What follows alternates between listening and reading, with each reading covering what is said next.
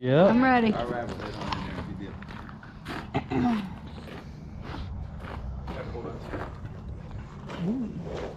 Thanks, babe.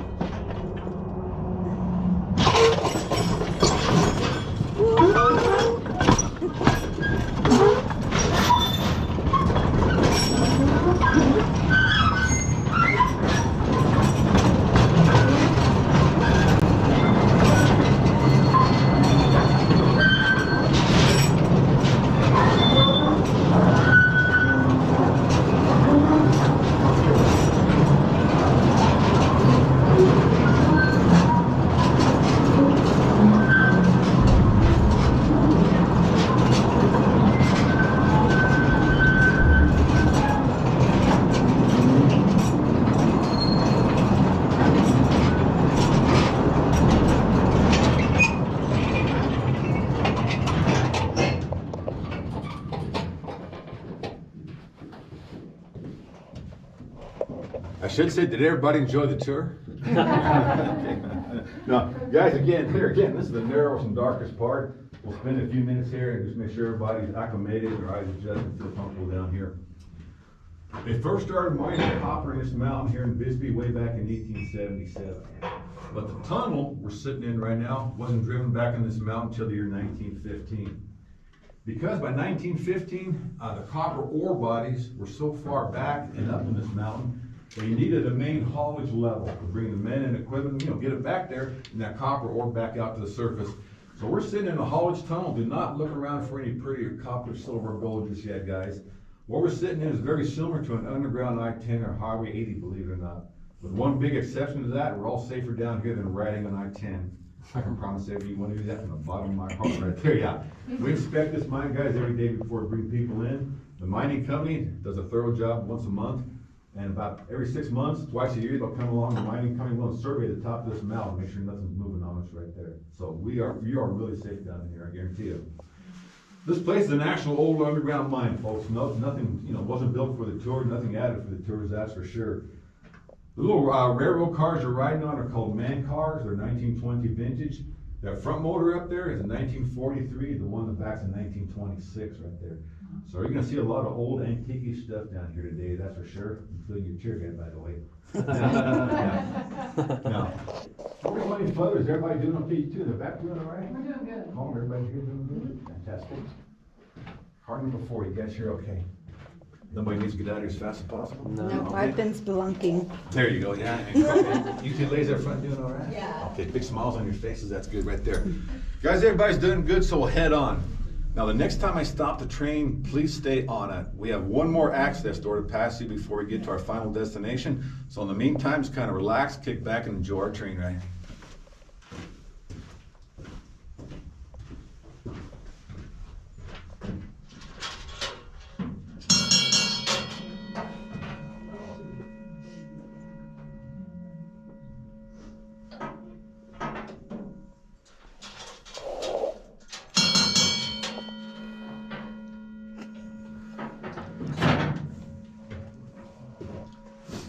Lenny, are we okay back there? We're okay. Yeah, go ahead and give me a little bell signal. Thank you.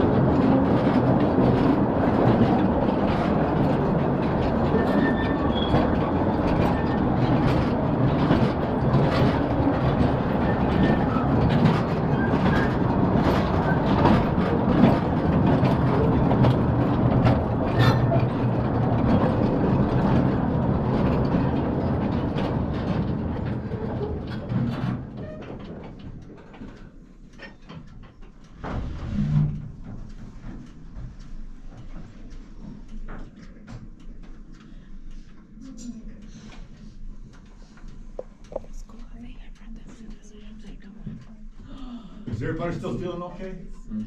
Yep. Good deal, guys, thank you.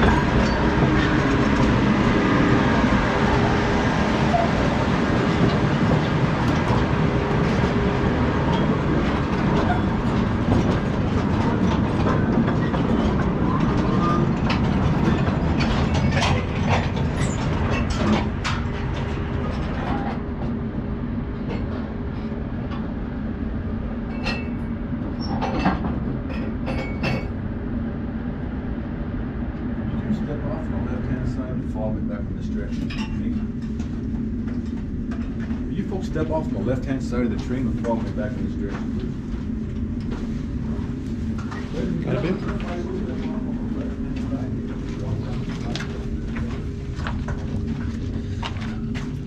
On this episode of Ghost Hunters. Yeah. We have a pretty small group here today.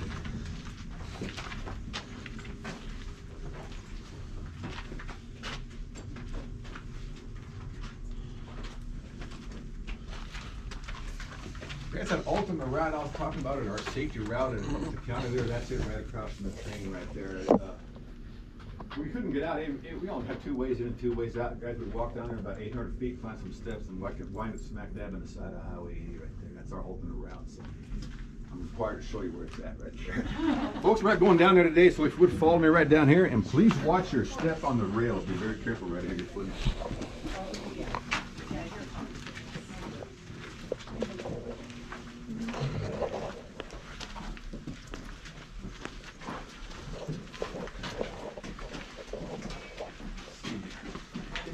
Stand about right here, the back's against the wall, and everybody just film really right, cool. right beside him, guys. Little bicycle. Yeah, we'll talk about that here in just a few minutes. That's an eye catcher right there. It is. Banana seat and all. Don't have a chain on it though. Well, ladies and gentlemen, before I start, how did everybody enjoy the train ride down here? It's great. Yeah, I often tell my tours I've heard a lot of different complaints about everything down here underground, but nobody's ever complained about our train ride. That's kind of the star of our show right there. Where are we at, folks? We're now 1,500 feet back in this mountain with about 600 or 700 feet of limestone above our heads. Again, we didn't drop down, but the mountain went up above us. Not just one way in and one way out here, guys, not just one little tour ride. The Copper Queen Mine Tour is on the 3rd level of this mine, but there are a total of 7 levels, each one vertically 100 feet apart. And what that means is above us there are 4 more tunnels, similar to this one, also 2 more down low, with a lot of sub-levels and mining in between those major levels. Actually, around us, there's over 143 miles of tracking tunnel in this mountain, guys. So, the whole mountain is like a block of Swiss cheese mine from the inside out right there. A lot of activity throughout the years. But definitely, where we're standing at right here, guys, timetable when the men were working back there is about 1911. And back in 1911, all that copper ore at that time being mined up above had to be dropped down here to where we're at, to the 3rd level, to get it to the outside world. Those men up there above us are actually pushing these full ore cars around by hand. Yeah, easy task right there. Bringing them to the top of the chute, dump the ore, and filling up this one big transfer chute. And guys, there are literally hundreds of transfer chutes in this mountain. Happens to be one of them on the tour right there. And these chutes go back in here about 12 feet right there. And 12 feet back there, picture this tunnel about 4 times as big as it is, going straight up vertically, connecting those levels and sub-levels up above. When the ore cars were loaded down here on the 3rd level though, different form of transportation. It was animal power back in 1911. They would train a mule on the surface to pull forward these 1-ton cars full. Once that mule was trained, it was brought down underground and spent its entire working life of 4 or 5 years down here before ever seeing daylight. Now, before one of you picks up your phone and calls Pete on me, or throws a rock or something at me, we're very proud to say that Bisbee took good care of their mules. They had little stables built for them underground, gave them the best feed and water money could buy, and also a full-time veterinarian on the company payroll. What these animals needed, they got. And they did not let them die or go blind down here. After 4 or 5 years, they'd rotate those mules back up to the surface. Once on the surface, rehabilitate them to sunlight and simply give these animals away to the townspeople, farmers, ranchers, whoever needed a mule right there. And I'm very proud to say that story, guys, because for that time period in American history, that's kind of unusual to treat those animals good. So Bisbee's pretty proud of that fact right there. Now the little bike, somebody was mentioning it right there. Yeah, it was not used to pull the cars, that's for sure. I guarantee you that. But a little funny story before I start talking about it. I had a 1st grade class in here a couple years back. I had about 32 1st graders standing down in front of me, right there, surrounded by 1st graders, you know. And I told them it wasn't used to pull a bike, but I pulled a car, but what was it used for? And one little 1st grader standing way over there in the back of the line raised their hand, and they told me this was a miner's workout bike right here. I like that answer. I never thought of that in a million years right there. Folks, can one of you tell me what type of seat that is on that bike? Exactly right. So the younger tourists can't answer that question, by the way. So, and the mine we're in right now shut down in 44. So it's probably 1960s. It came in probably for the tour from a newer mine right there. They popped it in here for the tour. But the story, as I was told about this bike, was that in the 1960s, the shift bosses were working underground here in Bisbee. I taught all the walking and climbing, checking on the men. Some of those guys were walking 10 or 12 miles per day underground or climbing the ladders from levels to levels. So they asked the mining company for some form of transportation, and this is what was built and brought down for these men to get around on. But the mining company never had the foresight to put brakes on this bike. He could pedal just as fast backwards as he could forwards right here. This is a true story I'm telling you guys. And guys, by the night, one maybe a foresight or outlook, by the 1960s, no more one mule pulling around 4 cars full of ore. They had those electric trolley motors, the small ones called pup motors, pulling anywhere from 25 to 32-ton cars out of these mines at about a 30-mile-an-hour speed. And that's booking it pretty quick back in these tunnels down here. This poor guy's riding the bike on the same tracks those trains are going on. Sees one coming, the only way he can stop this bike is drag his feet. Does Mr. Fred Flintstone come into anybody? Once he gets his bike stopped, pick it up, set it off the side, wait till the trains pass and pick it up and put it back on. Didn't last too long, guys, just a novelty, experiment that didn't work out, lasted a couple years, but very much of a collector's items nowadays, I guarantee you. Now, ladies and gentlemen, it was a Wednesday morning, we're on a nice quiet little line tour here, but this transfer chute was actually in operation. You see the S-bend in the track behind Elena right there? There was a switch right there with another railroad track runner, wherever you folks are standing at right there.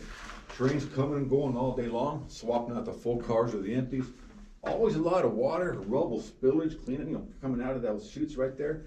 Compressed air hissing on that pipe behind you so loud you couldn't hear yourself think, and dust so thick, it'd be hard to see down here. Now let's talk about the man working at the top of these transfer chutes. Remember, there's a big opening up there. And spaced every 8 inches on the opening, guys, be a metal or wood beam, almost like a stringer. So those miners up there dump these ore cars, any rock bigger than 8 inches will stay up there. There's a guy up there with a double jack beating it too until it does drop down. Any volunteers among you? We take women too nowadays. Okay, right there. Guys, very labor intensive, a young person's job, that's for sure, but also good pay and good benefits. And prior to 1975, if you wanted to come to work underground, get a start in the mines in Bisbee and had no job skills, they either start you at the top or bottom of one of these chutes. Swampers or slusher positions right here, that's what they were called. Any questions on the strange little bikes or mule haulers or transfer chutes before we move down to our next stop? How many bikes do you have now? That's the only one I've ever seen in my lifetime right there. I don't know how many are still around, I sure couldn't tell you. And I've had some old timers in here, that actually worked in the underground mines of Bisbee prior to the 1970s, and very few have ever seen one of these. So I'm kind of suspicious about some of the stories that Kurt does tell about it. Okay. Folks, if you would follow me right down here, please.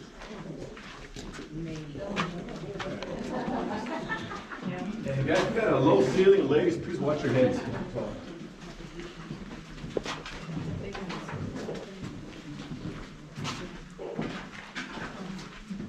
This time, stand right there. Hold on this side now. Right in here, folks. Just get angular right here, guys.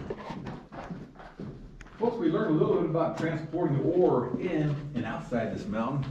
This stop, I'm going to talk a little bit about drilling holes. Drilling holes for blasting right there. In a few minutes, we'll check out a blast face down there. These are 2 Gardner Denver liner drills. They were invented in the 1890s.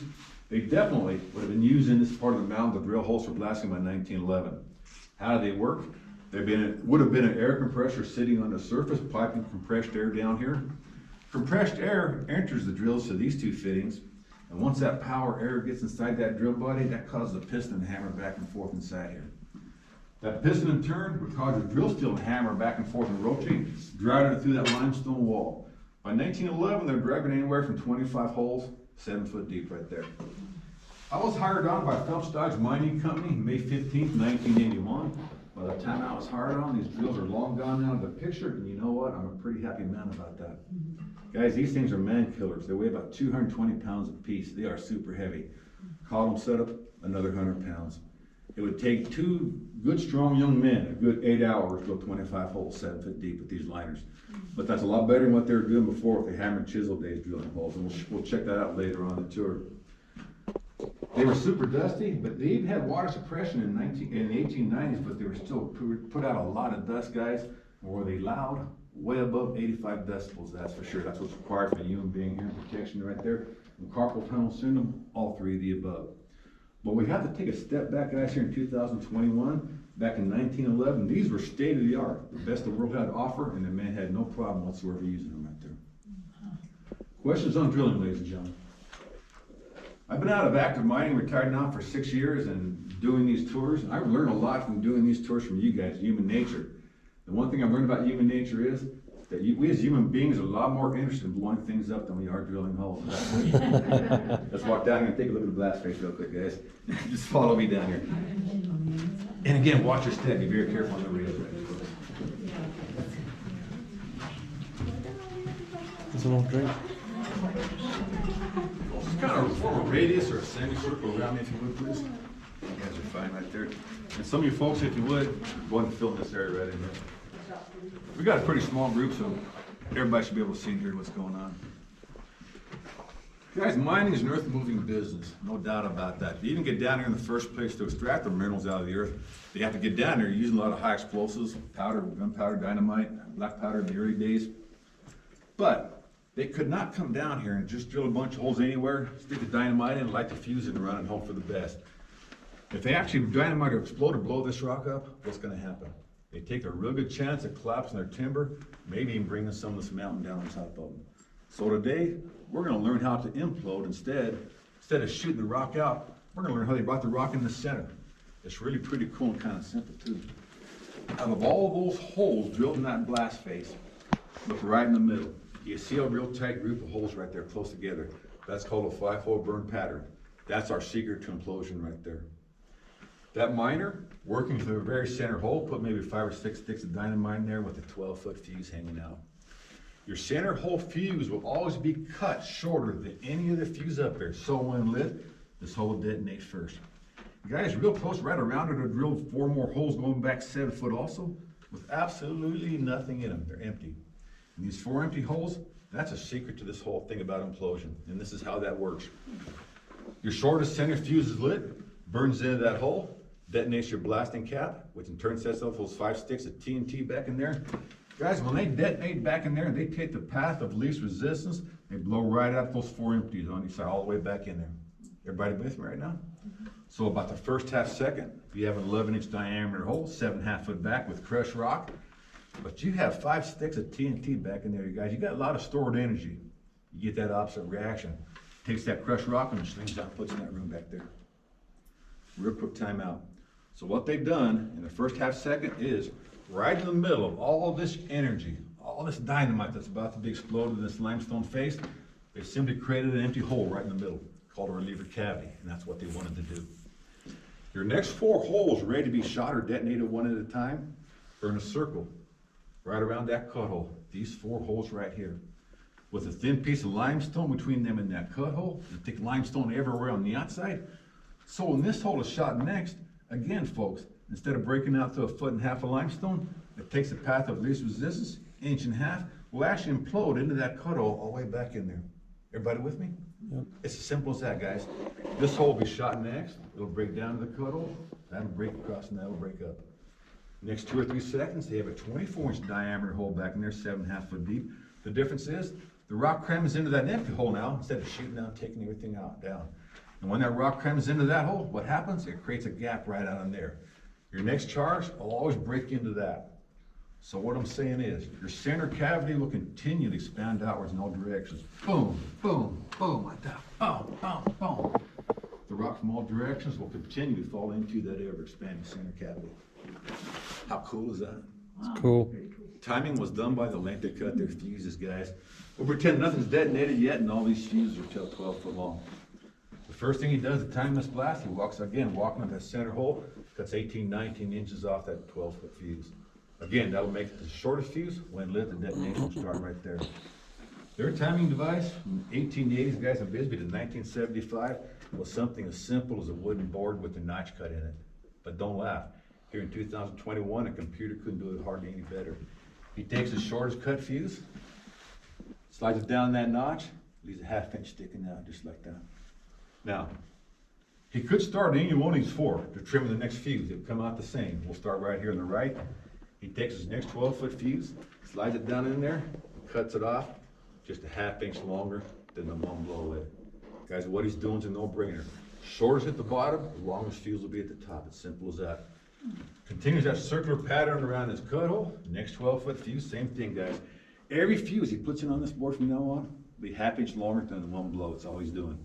And he's never working down here alone. He's got his partner with him for safety and production, that's for sure.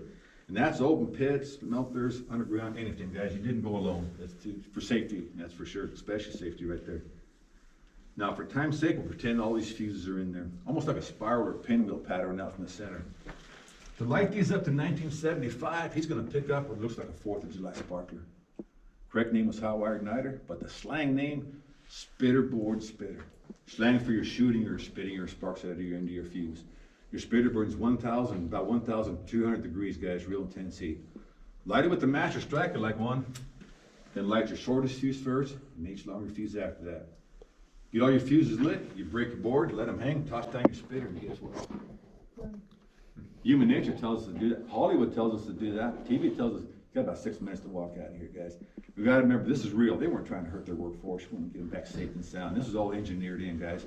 You'd actually walk down about where the train is at and around a corner. You want to, out of the blast radius, but listen close, close enough to listen for misfires.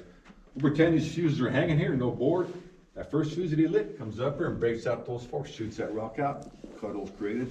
Second fuse that he lights, breaks in. Third fuse, always breaking that rock in that center, guys, right there. Any type of demolition any of us have ever seen in our lifetime, or ever will see in our lifetime, guys, is based on that 5-hole burn and that ring pattern right there. There's a lot of variations they can do, but this is the basic pattern right there. Is everybody ready? Yep. There you go. You're certified now. No? Yeah. I don't blame you, man. Any questions on blasting, ladies and gentlemen? Cool. Let's step to the back room. Our last little stop on this part of the tour. It's pretty neat, huh? It is.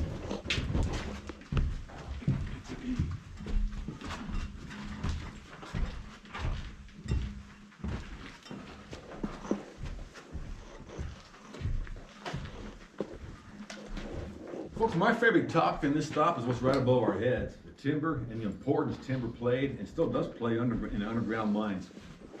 We're about 800 feet underground right now, and all this wood is Douglas fern pine. And Douglas fern pine is actually a pretty soft, weak wood. So what in the heck are we doing down here? So we found out worldwide through the history of mining, folks, that the cedar, the oak, mahogany is a good stronger wood, but definitely support more weight than pine, no doubt about that.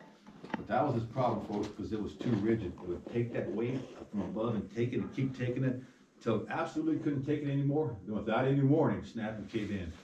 I mean, working down below, never saw it coming, never knew what hit them, guys. That's why the softer wood. Tattletale early warning system. When your softer wood starts to take the weight, guys, instead of snapping all at once, it'll start to fold, stretch, and sway down. Snap and crack. A couple days before it ever caves in. Hopefully plenty of time for the men to get out here and get the safety right there. The old saying in mining, guys, when the timber starts talking, you start walking in the opposite direction. That's for sure right there, guys.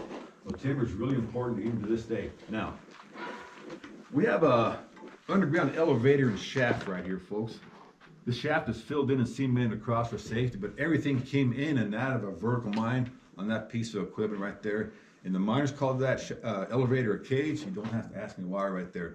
The old one's cable's still hanging up there, but it's not hooked up.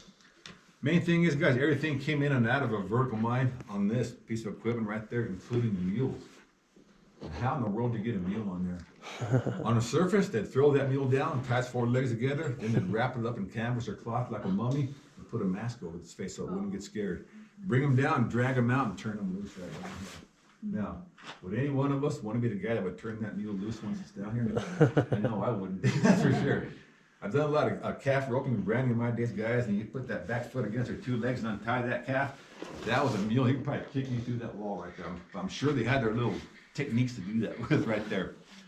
Also, folks, you never put men and equipment in there at the same time. There was one or the other, but not together. Because those cages, most of them in shafts would travel about 3 to 6 inches away from the rock walls on all 4 sides, all the way down in there. Let's say we have 12 men in there, and yeah, that is a 12-man cage right there. But where they're going at, they need some drill steel. So one of those men is carrying about 3 pieces of drill steel, about 7 foot long. The cage hits a bump going down. All of a sudden, one of those drill steels falls out of that guy's hand, leans over and catches the side of that rock going down. What would happen to the inside of the cage and those men in there? Yeah, it was all bad, guys. So for safety, one or the other right there. This lady right here has found a little communication signal bell right here. And this was used from about 1890s all the way to 1975, believe it or not. This is still a legal, valid document in the state of Arizona today. Let's say I'm a new miner down here and it's time to go home. The cage is somewhere else, off in the mine. I might be looking at a hole going down a couple of 100 feet, maybe a couple thousand feet. But I want to bring that cage down to me, and a hoist operator sitting another 1,000 feet up on the surface. All I know is I'm on a third level. I come over to this placard, I find the third level, come straight across, the signal is 1 and 5. This lady, if she will step up and pull down that rope and ring the bell one time for us right there.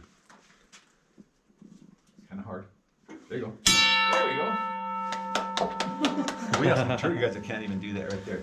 She would hesitate and then ring 5 more times, guys. That's a signal for the third level, which we're on. Now, that guy sitting up there 1,000 feet above us could not hear her ring that bell. But if you notice, again, as early as the 1890s, got a little electrical wire coming right out there. That wire would travel the length of that shaft, come out in that hoist operator's room up there. He has a bell just like that. All of a sudden, it rings 105. He knows somebody's calling from the third level down here. And hopefully sooner or not later, that cage would show up. The big guy riding in it, called a cager. I know it sounds corny right there. All he did all day long was put stuff on and take stuff off. And that's just what we want to do. Multitude of other signals up above, guys, whatever you want to do right there. Some communications right there. Now, the most photographed thing on the tour was ladies found a forest right behind her right there. Anybody know what that type of car was used for? Yeah, that's the poop wagon, guys. Now, a lot of tour guides will tell you a lot of things about that, guys, but I don't get too much into this. This is where the men used the laboratory facilities right there. It was brought down in 1916 all across the western mines in the United States for sanitation reasons. Before that, they were using something very similar to a kitty litter box to relieve themselves in. Just an old empty wooden powder box full of clay and sand. This was quite an advantage over that, guys. Like an RV dump, the old 4-inch drop pipe is still, that's right there, you can see it right there, guys. They take it up the surface, dump it, bring it back down instead of carrying a big old box full, you know what, around to get it out of the mine right there. So big advantage. And also, here in 2021, there's still a use for these. They make good lawn ornaments. My neighbor across the street where I live at has one of these right next to his door on the left-hand side, his front door to his house. He has it painted up real nice.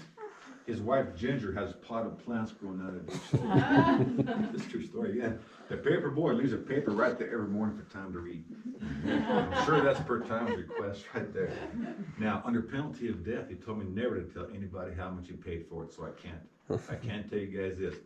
Well, he paid for one of these things I could have bought a good used car for, guys. They're ridiculous money. They are really sought after collector's items right there. Questions right now, ladies and gentlemen, about anything to do with money? What kind of mining did you do? I spent 33 years working for Phelps Dodge Mining Company, copper mines, and also in copper smelters too, sir, for 33 years, yeah. We'll talk a little bit more about the ore right out of our next stop, but yeah, Arizona still puts out a lot of copper, guys. Copper mines don't really advertise. You never know what's going on, but Arizona still puts out a lot of copper to the world in the state. How long did it take to develop this whole mine? To have all the wood set up and all the. I would say from 1881 when they really started mining heavy till this mountain was played out in about 1925, 26, so 50 plus years right around to develop everything. That's a really good question she asked right there, because guys, nothing was set and dried. Nothing was set in concrete or in stone, no pun intended.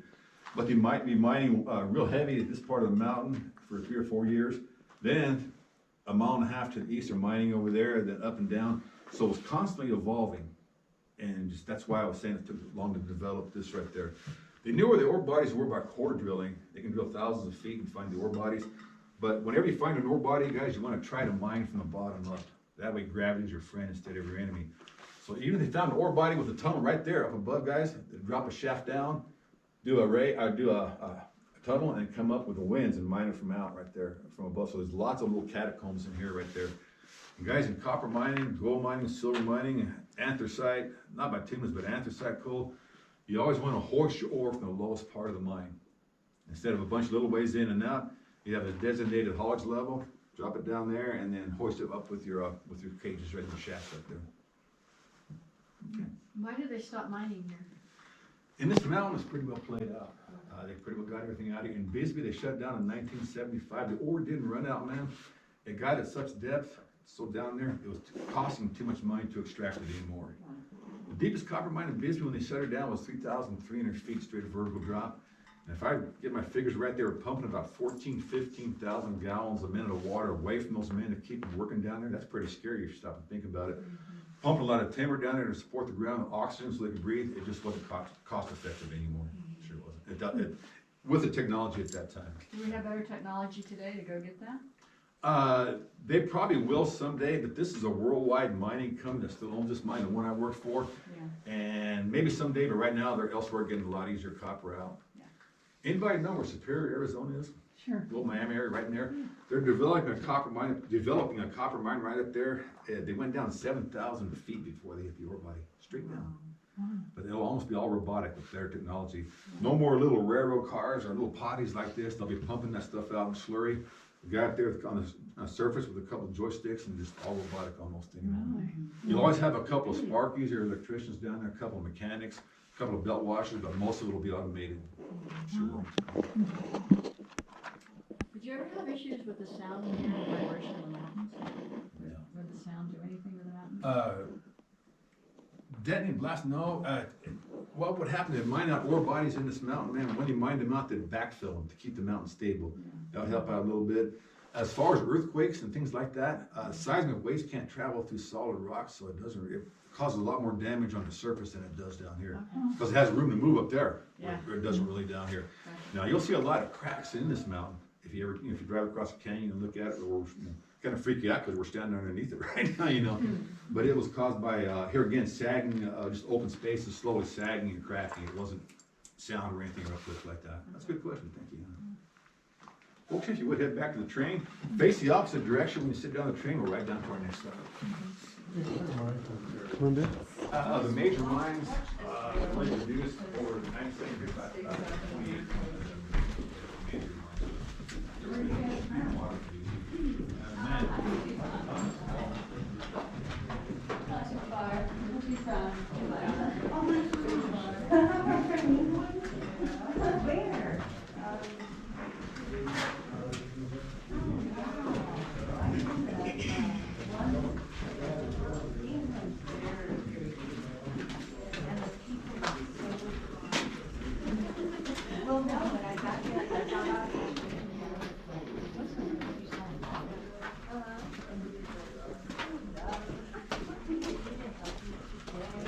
And it was just so sweet. You know, it's just like what you see in the movies.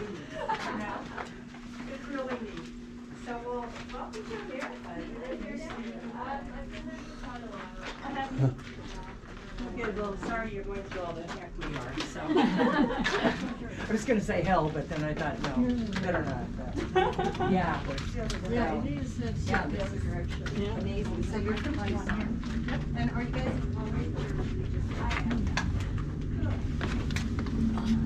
One more back, babe. One more. Yep. Yep.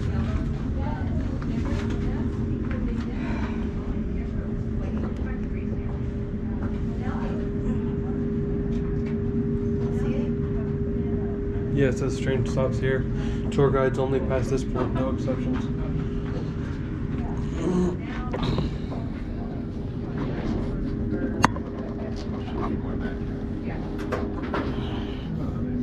I guess Couple. yeah, there's a couple there. Well, I guess we're facing the other way now. That is true.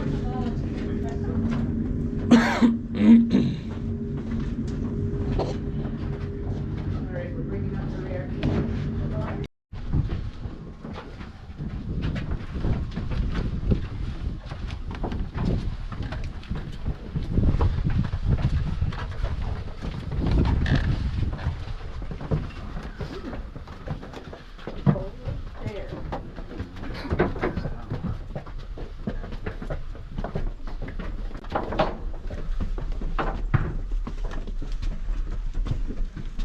Little different than our last time.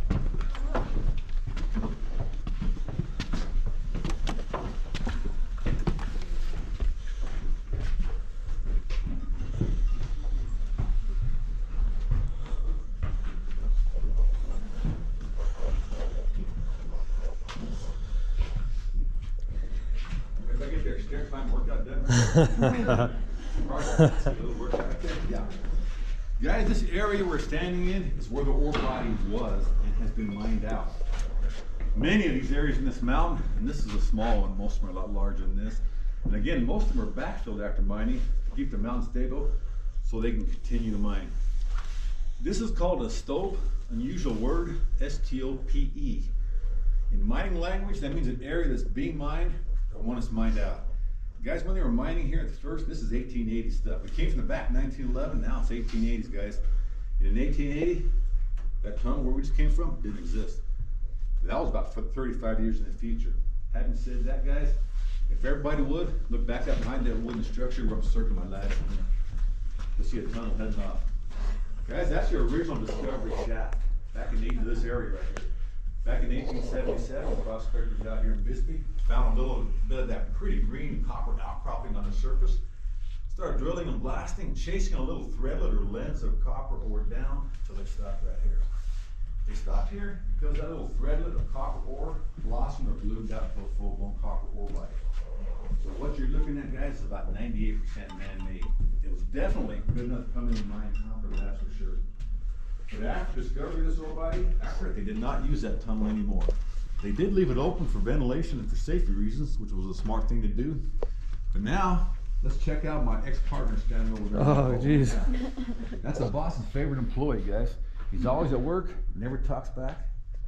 But we don't get a whole lot of production out of him, but he's always here, that's for sure. Now, drop right down below him, you'll see another tunnel with a light in it. You think you might have to stand there over here, guys, right there. What those miners did then, after discovering this ore body, was drive that lower tunnel over there from the outside of the mountain in to hit this copper ore. That way, they had a good, nice flat surface to bring the men and equipment in and get that copper ore back out. Without using that tunnel, dragging everything clear up to the top of the mountain and dropping it all the way back down again, made a lot of good common sense, guys. Come in and out right over there. By the way, from where we're standing right now to the side of that mountain to that tunnel is about 300 feet to the surface. Now, what were these men looking for, guys? Keep your lamps pointed down toward the deck for just a few seconds there. And rather on circling mine, and you're more than welcome to put your lamps there too now if you like. See us splash that pretty green rock. Folks, that green rock will fill this cavity at one time. That is one form of copper ore called malachite, and that's what they were after in this mountain. Back in 1880s, men working in here were using black powder and hand steel to blow that green ore up to about 10-inch size chunks. Once they did, they transported back out that lower tunnel, guys, to the surface. Now, early 1880s, there was no electricity, no steam power, no air power, very few mules or horses. When they first started mining here, where we're standing at, they were carrying that ore out in baskets, buckets, sacks, pushing wheelbarrows full, whatever else they had to get that copper ore to the outside. Guys, once you got it to the outside and smelted that down in the small copper smelter, that green rock ran about 25% copper. That is unheard of in the state of Arizona today. The major copper companies in Arizona today are mining less than 1% copper and making good money at it, guys. So Bisbee, up to about 1925, was a really super high-grade copper mine. But copper was not all they were after down here. Let's check this out right over here. On my left-hand side, you'll see kind of a brownish, reddish, yellowish patch of rock right there. Kind of pretty, actually. This is a real low-grade iron ore. It's called hematite or goethite. It's worthless as an iron ore, too low grade.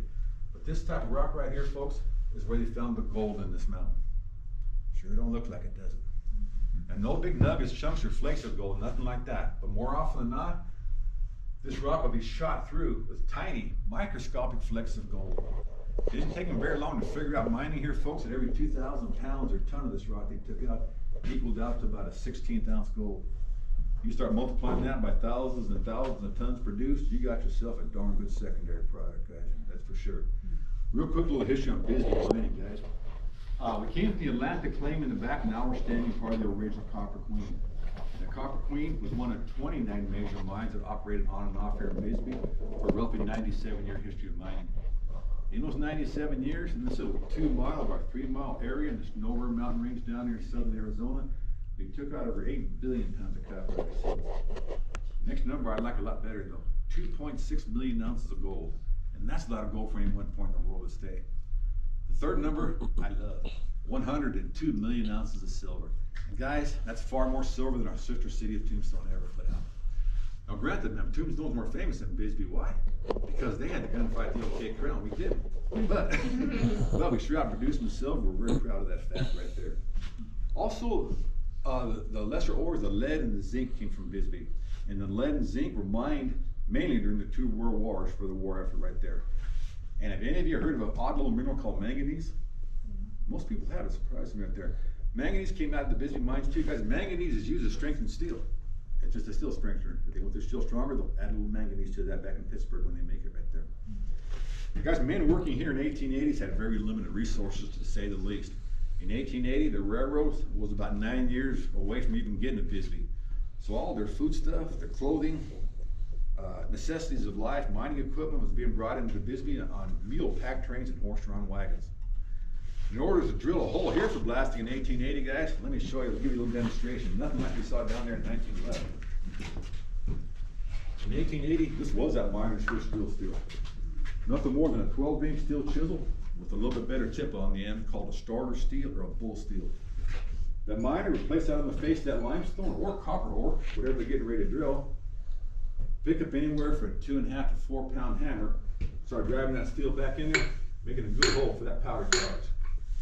In between each strike with that hammer, he'd always rotate that steel slightly each time. That made a good round hole, that's for sure. But the real reason he's turning that steel is to keep that steel from getting stuck on him back in that hole.